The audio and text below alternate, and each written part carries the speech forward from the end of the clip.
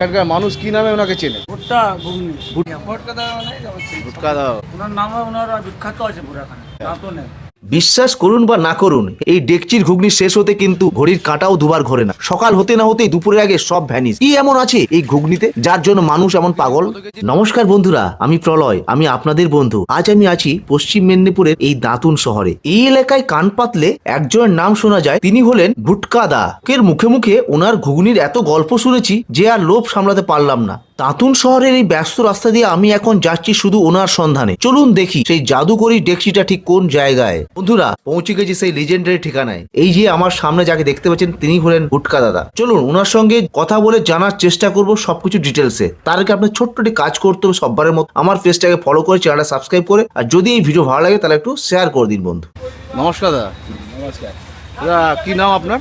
ভুট্টা ঘুগনিওয়ালা। আপনার কাছে কি কি পাওয়া যায়?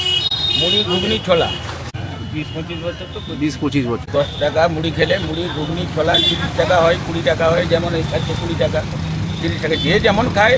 আবার এমনি মানে ঘুগনির প্লেটের দাম কত? ঘুগনি প্লেট 10 টাকাও আছে, 20 টাকাও আছে। আপনার এই ঘুগনির স্বাদ নেওয়ার জন্য কোন জায়গায় আসতে হবে মানুষকে? ইলেকট্রিক অফিসের 7টা 10-15 দিন থেকে খুলে দেয়, 12টা 12টা পর্যন্ত চলে। এই মাল শেষ হলে শেষ। আর যে এখানে কি নিয়মিত খাওয়া দাওয়া হয়? নিয়মিত খাওয়া দাওয়া এখানে খাওয়া দাওয়া কেমন? ভালো, খুব ভালো, ভালো? একদম সুপার খাওয়া। সুপার। কেমন? না ভালো। ভালো।